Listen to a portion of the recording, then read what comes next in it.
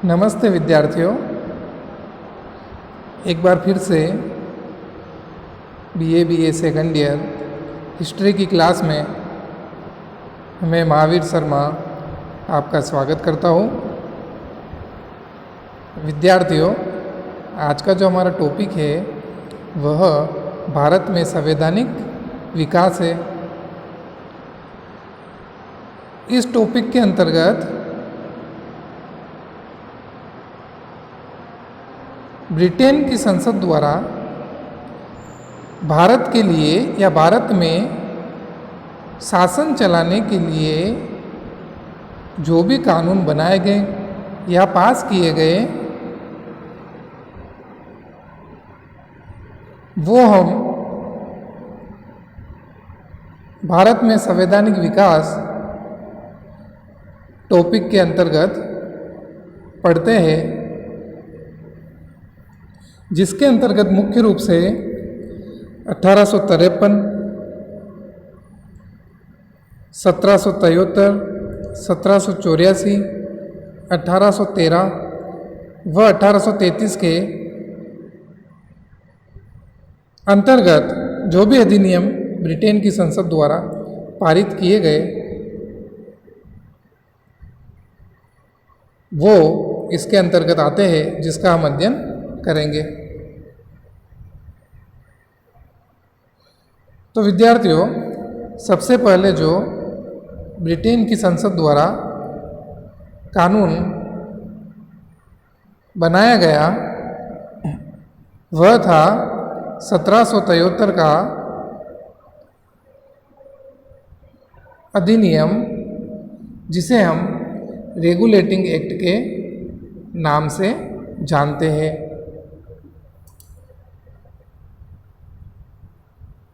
तो विद्यार्थियों, इससे पहले आपको एक बात समझनी होगी कि कंपनी ब्रिटेन की संसद द्वारा कंपनी को भारत में व्यापार करने के लिए अधिकार प्रदान किए जाते थे, जो कभी 10 वर्ष, कभी 15 वर्ष या 20 वर्ष से वापस आगे से आगे बढ़ा दिया जाता था व्यापार का अधिकार उसको, कंपनी को। परंतु यहाँ के राजनीतिक हालात को देखते हुए कंपनी भारत के राज्यों के आंतरिक मामलों में हस्तक्षेप करने लग गई और धीरे धीरे उसने पूरे भारत पर अंग्रेजी साम्राज्य को स्थापित कर दिया और सभी प्रशासनिक कार्य भी कंपनी को करने पड़ते थे, क्योंकि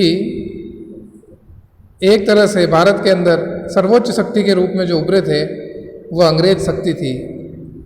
मुगलों के बाद जो शक्ति भारत में सर्वोच्च शक्ति बनकर उभरी वह अंग्रेज थे। तो अब समस्या ये उत्पन्न हो गई छात्रों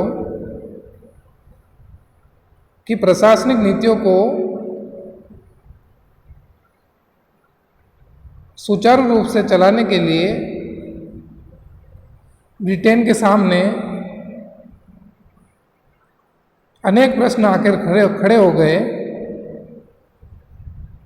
कि ईस्ट इंडिया कंपनी और उसकी संपत्ति के ब्रिटिश सरकार के साथ संबंधों की परिभाषा क्या होगी, क्योंकि कंपनी को तो वह व्यापार करने के लिए भेजा था और वहाँ पर तो भारत के अंदर तो वह शासन करने लग गई। दूसरी महत्वपूर्ण समस्या यह थी छात्रों कि कंपनी के अधिकारी भारत में स्थित कर्मचारियों एवं अधिकारियों को कैसे नियंत्रित करें, तथा तीसरी समस्या जो थी कि कंपनी ने जो शुरुआती स्तर पर विभिन्न अधिकार क्षेत्रों, यानी कि कंपनी ने जो शुरुआत के अंदर बंगाल, बम्बई व मद्रास के अंदर प्रशासनिक संबंधों का विकास कैसे करे, क्योंकि इस पर कंपनी का अधिकार हो गया था। तो इन्हीं प्रश्नों के जवाब में अंग्रेजी संसद द्वारा 1773 ईस्वी को रेगुलेटिंग एक्ट व इसके बाद पिट्स इंडिया एक्ट पारित किए गए,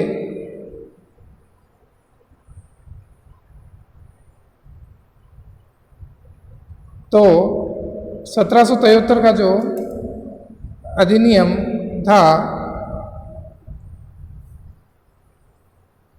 उसके तहत जो प्रमुख प्रावधान किए गए कंपनी द्वारा, ब्रिटेन की संसद द्वारा जो प्रावधान किए गए कि बंगाल के गवर्नर को बंगाल का गवर्नर जनरल का दर्जा दे दिया गया। ध्यान से सुनना विद्यार्थियों कि बंगाल के गवर्नर को अब क्या कहा जाने लगा, बंगाल का गवर्नर जनरल कहा जाने लगा। मद्रास एवं बम्बई की प्रेसिडेंसियों को बंगाल प्रेसिडेंसी के नियंत्रण में कर दिया गया, यानी कि मद्रास और बम्बई की जो प्रेसिडेंसी थी उसको बंगाल प्रेसिडेंसी के अंतर्गत नियंत्रित कर दिया गया, यानी कि इन दोनों का शासन भी अब बंगाल से नियंत्रित होगा। समझ में आ रहा है विद्यार्थियों? अब देखिएगा, गवर्नर को परामर्श देने के लिए 4 सदस्यीय कार्यकारिणी की स्थापना की गई। सबसे बड़ी चीज़ देखिएगा छात्रों कि कलकत्ता में एक संघीय न्यायालय की स्थापना की गई जिसे फेडरल कोर्ट, अंग्रेजी में फेडरल कोर्ट कहा जाता है, और इसका जो प्रथम मुख्य न्यायाधीश था वह इम्पे को बनाया गया, सर एलिजा इम्पे को बनाया गया।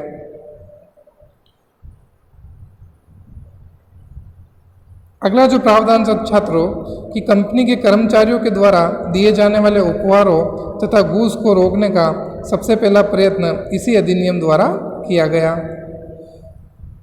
यानी कि कंपनी के जो बड़े बड़े अधिकारी थे वो राजाओं से उपहार लेते थे और घूस लेते थे, जिससे कंपनी के अंदर भ्रष्टाचार बढ़ रहा था। तो उसको नियंत्रित करने के लिए भी इस अधिनियम में प्रावधान किया गया। और विद्यार्थियों, इसी अधिनियम द्वारा कंपनी की राजनीतिक गतिविधियों को मान्यता मिली। बंगाल में द्वैत शासन समाप्त कर दिया गया। जो बंगाल में रॉबर्ट क्लाइव द्वारा द्वैत शासन की स्थापना की गई, उसे भी इस एक्ट के तहत समाप्त कर दिया गया।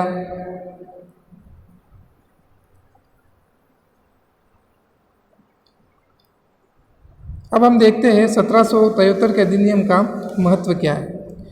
1773 के रेगुलेटिंग एक्ट ने कंपनी के राजनीतिक कार्यों को मान्यता दी, क्योंकि यह पहली बार सरकार के रूप में संसद के आदेश के लिए इसके अंदर जोर दिया गया। यह ब्रिटिश सरकार का भारत में प्रशासनिक तंत्र को केंद्रीकृत करने का पहला प्रयास था, क्योंकि पहले तीनों प्रेसिडेंसी अलग अलग नियंत्रण था तीनों प्रेसिडेंसियों पर, क्योंकि शुरुआती तौर पर तीनों ही क्षेत्रों पर इन्होंने अधिकार किया था अंग्रेजों ने ईस्ट इंडिया कंपनी द्वारा, कि बंगाल, मद्रास और बम्बई। तो अब इनको केंद्रीकृत रूप दे दिया गया कि बंगाल से यहाँ का शासन नियंत्रित होगा। तो एक तरह से जो प्रशासनिक व्यवस्था थी उसको केंद्रीकृत करने पर जोर दिया गया। अधिनियम ने कंपनी के मनमाने शासन के स्थान पर भारत में ब्रिटिश कब्जे के लिए एक लिखित संविधान स्थापित किया। अभी तक तो क्या हो रहा था छात्रों, 1773 तक ये कंपनी अपने मनमाने ढंग से शासन कर रही थी, राजाओं के आंतरिक मामलों में हस्तक्षेप देती, उनसे उपहार घूस लेती, जिसका फायदा क्या होता था, ब्रिटेन सरकार को नहीं हो रहा था, कंपनी को हो रहा था। तो इस अधिनियम द्वारा इस तरह से व्यवस्थाएं की गई कि अब नियंत्रण ब्रिटेन सरकार का होगा और माध्यम कंपनी होगी, तथा गवर्नर जनरल को निरंकुश बनने से रोकने के लिए एक प्रणाली शुरू की गई। इससे क्या होता था कि वहाँ से जो गवर्नर जनरल नियुक्त होता था भारत के अंदर, तो वह भी अपने मनमाने ढंग से कार्य करता, तो उसकी निरंकुश प्रवृत्ति को रोकने का काम भी इस रेगुलेटिंग एक्ट के द्वारा किया गया। तो विद्यार्थियों, ये था 1773 का रेगुलेटिंग एक्ट। अब हम देखते हैं पिट्स इंडिया एक्ट, जो कि आया था 1784 के अंदर। इसके अंतर्गत क्या किया गया विद्यार्थियों कि बोर्ड ऑफ कंट्रोल की स्थापना की गई, जिसमें कितने सदस्य होते थे? 6 सदस्य होते थे, तथा गवर्नर जनरल की कार्यकारिणी के सदस्यों की संख्या 4 से घटाकर 3 कर दी गई।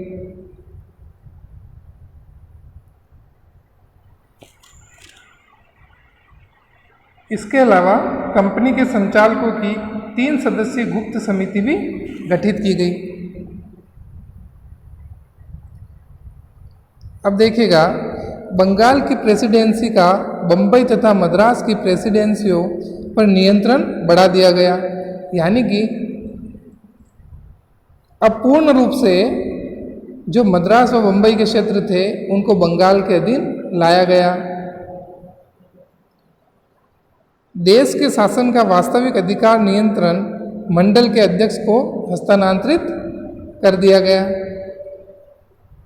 तथा गवर्नर जनरल की कार्यकारिणी के सदस्यों की संख्या 4 से घटाकर 3 कर दी गई।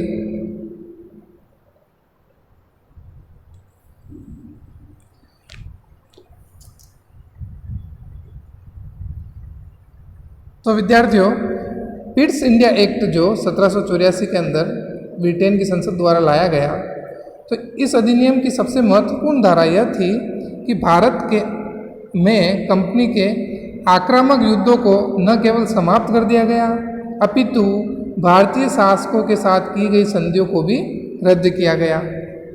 इसकी सबसे महत्वपूर्ण बात यह थी।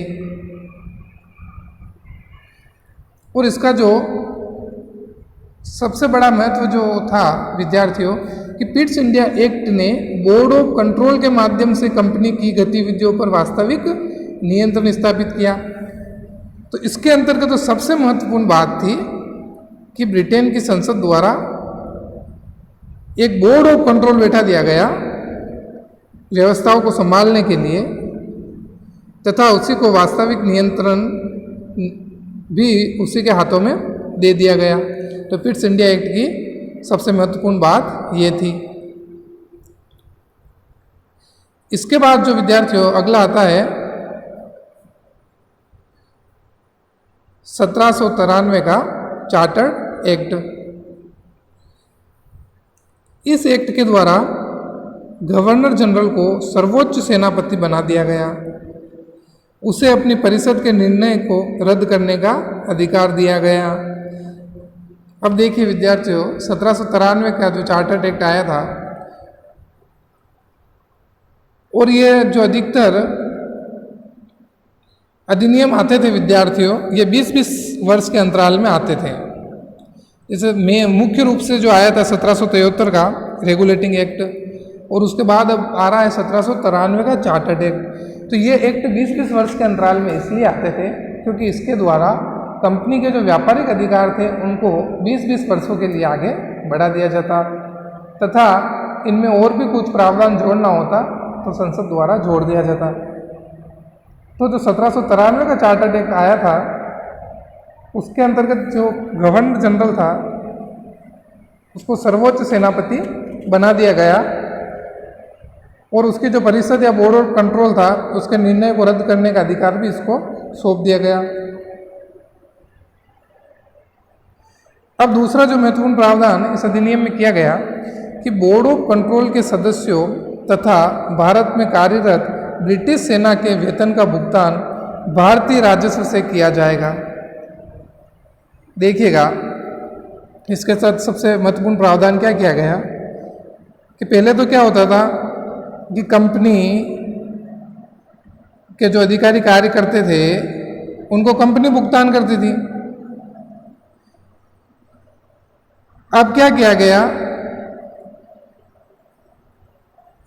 कि जब पिट्स इंडिया एक्ट के द्वारा सभी शासकों के साथ की गई संधियों को रद्द किया गया, तो ब्रिटिश सेना का भार कौन उठाएगा? इसके लिए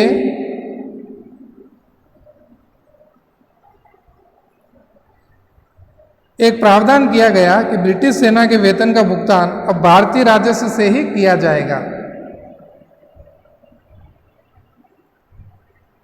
तो अगला एक्ट जो था विद्यार्थियों वह है चार्टर्ड एक्ट 1813। इस अधिनियम के द्वारा भारत के साथ व्यापार पर ईस्ट इंडिया कंपनी का एकाधिकार समाप्त कर दिया गया।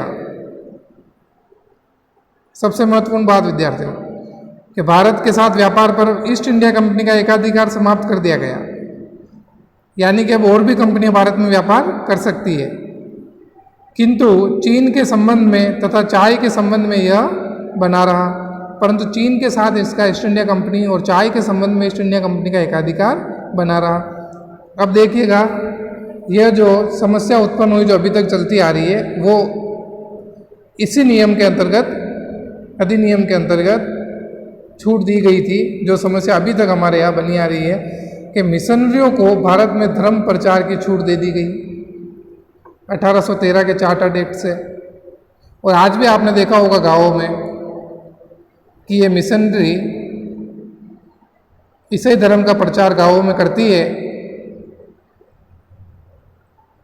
और अधिकतर जो अनडेवलप्ड एरिया है, गांव है, वहाँ पर ये मिशनरी आपको देखने को मिल जाएगी जो अपने ईसाई धर्म का प्रचार करती है। और सबसे महत्वपूर्ण बात इस अधिनियम के द्वारा की गई कि शिक्षा तथा साहित्य को प्रोत्साहित करने हेतु 1 लाख रुपए व्यय करने का प्रावधान किया गया। शिक्षा तथा साहित्य पर सबसे पहली बार देखिए कि प्रावधान जो किया गया वो 1813 के चार्टर्ड एक्ट द्वारा किया गया, जिसके तहत 1 लाख रुपए शिक्षा के लिए व्यय करने का प्रावधान भी किया गया। तो यह इस अधिनियम की महत्वपूर्ण बात थी। अगला जो एक्ट है विद्यार्थियों 1833 का अधिनियम, जिसे हम सुधारवादी एक्ट के नाम से भी जानते हैं। वही 13 के बाद अब 20 साल बाद 33 में ये वापस एक्ट आ रहा है। तो इसके तहत क्या किया गया कि कंपनी के कार्यकाल को क्राउन के ट्रस्ट के रूप में 20 वर्ष तक बढ़ा दिया गया। समस्त व्यापारिक एकाधिकार को समाप्त कर दिया गया। अब पहले तो चाय पर रखा था, अब ईस्ट इंडिया कंपनी का एकाधिकार, अब उसको भी समाप्त कर दिया गया। शासन एवं प्रशासन का केंद्रीकरण कर दिया गया। अब देखिए जो 1773 का रेगुलेटिंग एक्ट था उसके तहत का क्या किया गया कि बंगाल के गवर्नर को बंगाल का गवर्नर जनरल कहा जाने लगा, परंतु अब 1833 के अंतर्गत कि बंगाल के गवर्नर जनरल के पद को अब भारत का गवर्नर जनरल का पद कर दिया गया, यानी कि अब गवर्नर जनरल को भारत का गवर्नर जनरल कहा जाएगा। और इस अधिनियम के तहत लॉर्ड विलियम बेंटिंग भारत का पहला गवर्नर जनरल बना। गवर्नर जनरल की परिषद में एक विधि सदस्य की नियुक्ति की गई जिसको मतदान का अधिकार नहीं था, यानी कि लॉर्ड मैकाले जो था उसको एक विधि सदस्य के रूप में गवर्नर जनरल की परिषद में नियुक्ति दी गई। अगला जो प्रावधान किया गया कि विधि आयोग के गठन का प्रावधान था, जिसे 1835 में लॉर्ड मैकाले की अध्यक्षता में गठित किया गया।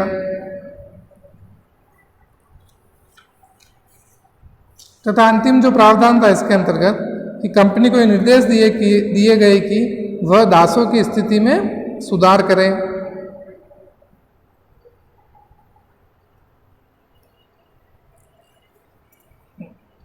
इसके बाद जो विद्यार्थियों अधिनियम आया था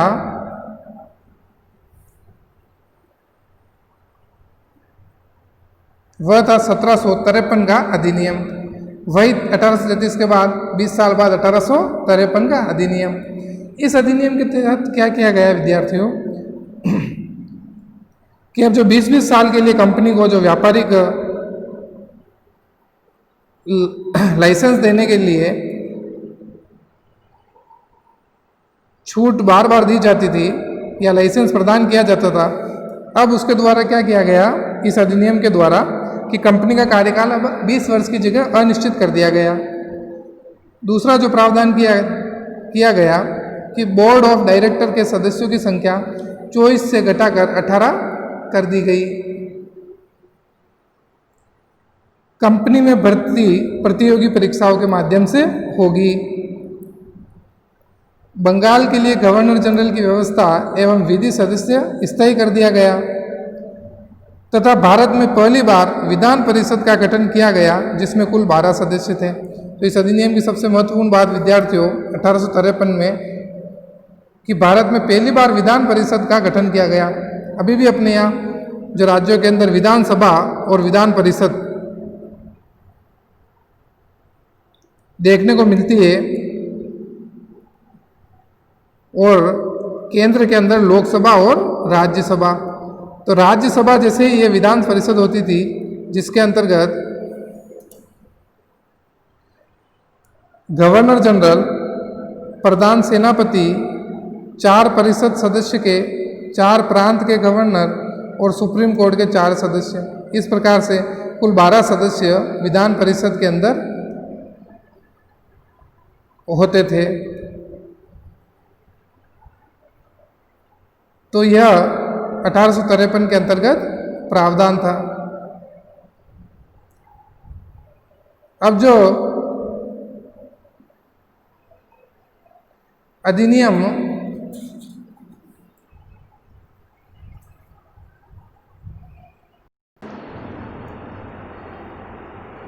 तो विद्यार्थियों अगला जो हमारा महत्वपूर्ण अधिनियम है वह भारत सरकार अधिनियम 1858 है।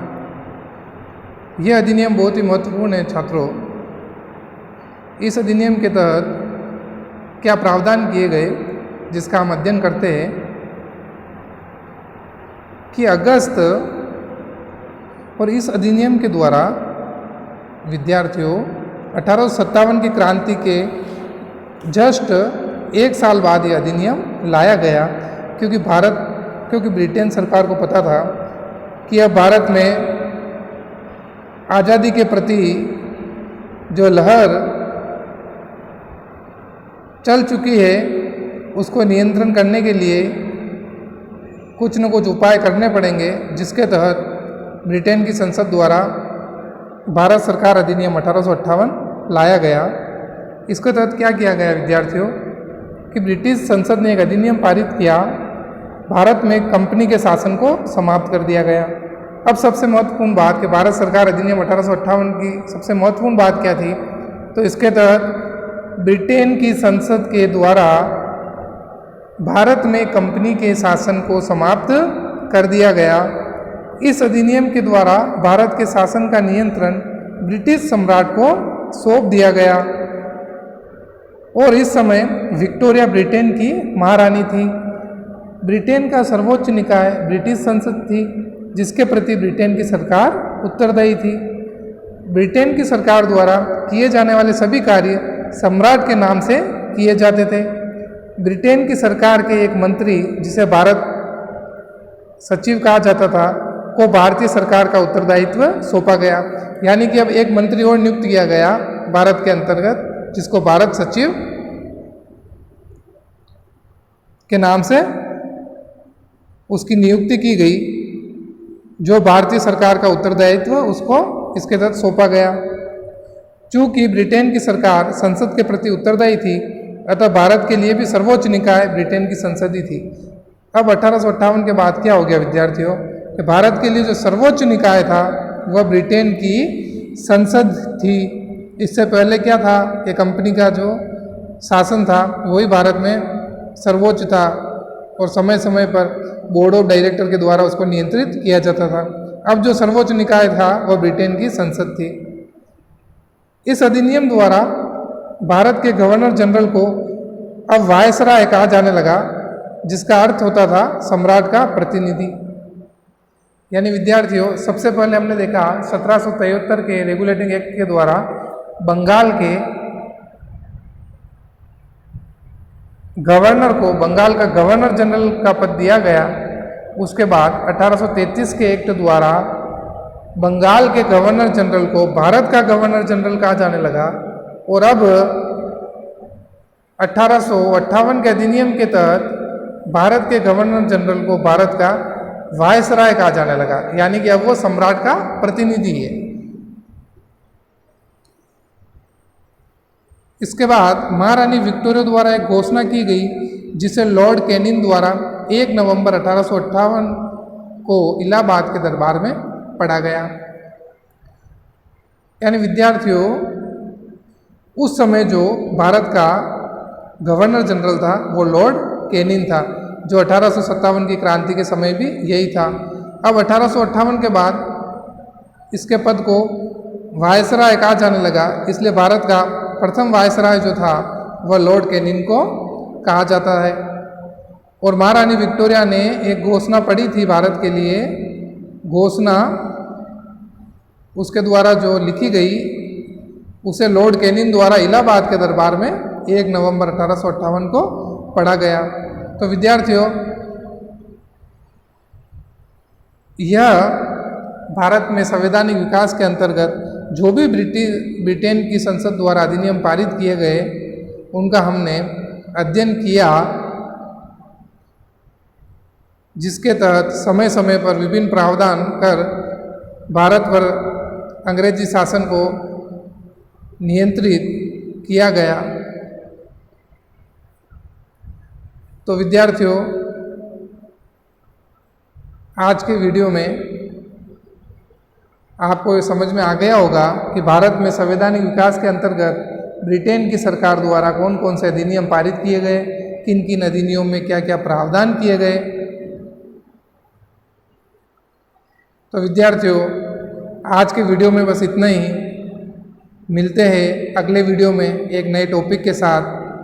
तब तक के लिए धन्यवाद।